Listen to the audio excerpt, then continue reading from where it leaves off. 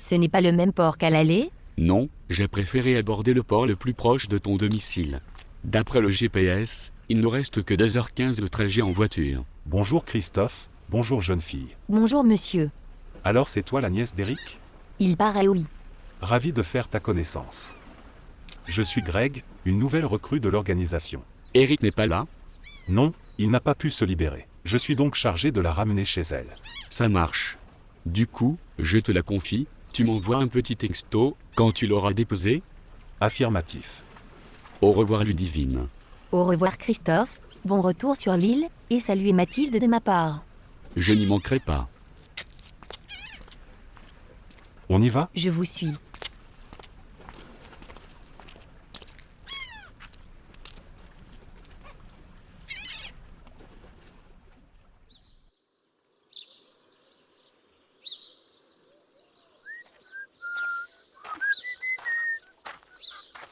Cocorico!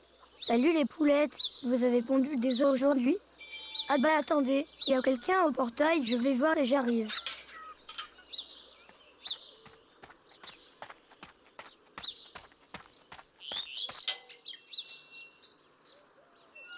Ludivine, Et oui, c'est moi. Comment vas-tu? je suis trop content de te revoir. J'étais hyper inquiet, et je m'en suis voulu de ne pas avoir parlé du gars que j'avais eu le soir où je t'ai appelé.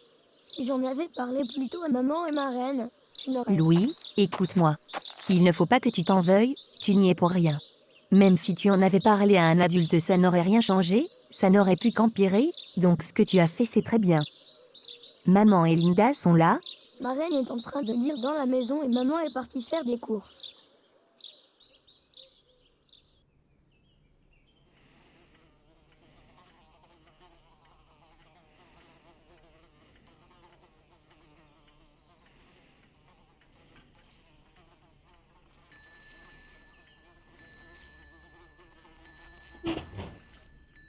Ma reine, on est à deux de la visite.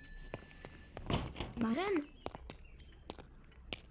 Elle s'est endormie. Ma petite maman, il est l'heure de se réveiller.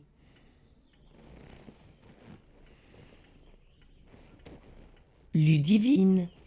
C'est toi? Oui maman, c'est moi. Ce n'est qu'un rêve, il faut que je me rendorme. Non, ma reine, tu ne rêves pas. Ils t'ont libéré? Mais comment est-ce possible? Ton père n'a pas payé, il a préféré se tuer. Eric leur a dit que tu n'allais pas bien, et vu que Charles n'est plus en vie, il n'avait aucun intérêt de me garder. C'est lui qu'il voulait faire payer, pas toi. Allez, lève-toi, on va prendre l'air.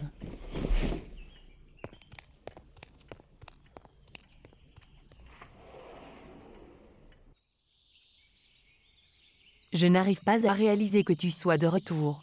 Je sais, et je sais aussi que tu vas vraiment t'en rendre compte demain matin, quand je me lèverai à 7h30 et que je t'apporterai ton petit déjeuner au lit en te déposant un bisou sur le front. Alors, tu poseras le plateau sur la table de nuit et tu vas me serrer fort dans tes bras, et même si je n'aime pas, je ne dirai rien et je te laisserai faire. Je crois que ce que tu viens de me dire m'a convaincu. Tu m'avais manqué ma puce. Toi aussi maman, tu m'avais manqué. J'avais peur de ne plus jamais te revoir. Ce ne sont plus que des mauvais souvenirs, je suis là maintenant. Ils ne t'ont pas maltraité au moins? Non, ne t'inquiète pas. As-tu su au final ce que Charles devait réparer? Oui, je l'ai appris le jour de mon départ. En résumé, avant de te rencontrer, il a une fille qui l'a abandonné sans la reconnaître. J'ajoute le sirop de grenadine pour terminer. Ah ah, Ludivine, pour fêter ton retour, je vais te concocter un goûter grandiose avec ton cocktail favori. Je suis rentrée. Salut mon grand, ne grignote pas trop, on va au resto ce soir.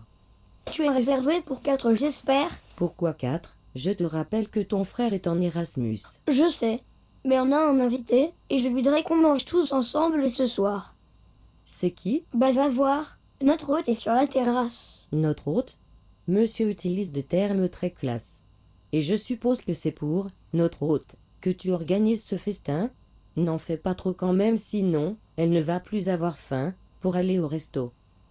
Et Agnès, elle est où? Ma reine est dehors aussi. Waouh, notre invité a réussi à la faire sortir de sa grotte. Je vais de suite voir qui est cette personne qui a ce pouvoir. Bon, j'en étais où? Ah oui, j'ai fini le cocktail, il me reste à disposer les gâteaux dans l'assiette. Je vais mettre quelques cookies noirs de coco chocolat. Voilà, je vais y ajouter des petites madeleines, des granolas et des gâteaux Smarties. Ça va lui faire du bien de remanger un peu de sucre. Je trouve qu'il a un peu trop maigri, ils ne l'ont pas assez nourri. Allez où, je vais aller l'y apporter. C'est fou comme tu as changé. Tu trouves? Oui, je te sens plus mature, les traits enfantins que tu avais avant ton enlèvement ont disparu, et il y a ton regard qui a aussi changé. Pourtant ma captivité n'a duré que 2 mois. À ce propos, comment ça s'est passé pendant ces 2 mois? Sais-tu où il te gardait en otage? Oui, ça s'est très bien passé. Comme je te l'avais dit pendant notre mini-conférence vidéo, je n'avais pas perdu toute ma liberté, j'étais libre de mes mouvements, et j'avais de quoi m'occuper et je n'étais pas seule. Concernant le lieu de ma captivité, je ne peux pas en dire plus. L'une des conditions de ma libération est de garder le silence sur sa localisation. Je comprends. Et toi, comment as-tu connu Eric? Au début de ma dépression, je suis allée chez Linda et je me suis aperçue que j'avais oublié quelques affaires à la maison, et quand on y est allé, j'ai trouvé une photo d'une jeune femme canon sur le téléphone de Charles et une écharpe de femme. J'ai cru qu'il me trompait, j'ai donc pris le numéro du contact qu'il avait nommé afin de faire la connaissance de sa maîtresse. Mais il s'est avéré que n'était pas une femme, mais Eric.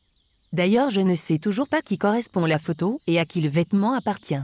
La jeune femme comme tu dis, si elle est mince, châtain clair et si elle a des yeux violets, alors c'est Mathilde, la première fille de Charles. Et du coup si ils ont voulu lui rappeler des souvenirs, l'écharpe a dû appartenir à sa première compagne, la mère de Mathilde. Ça doit être ça, oui. Tiens cousine, c'est tout pour toi, c'est mon cadeau pour fêter ton retour parmi nous. Maman m'a dit de te dire de ne pas trop manger, car ce soir, on va continuer à fêter ton retour au resto. C'est vrai que c'est un festin que tu m'as préparé, merci beaucoup, mais je crois que je vais en manger qu'une petite partie et je garderai le reste pour demain. Ah, ça fait du bien de vous revoir, vous m'aviez manqué. Je crois que je ne vais rien faire pendant un moment et profiter à fond de vous.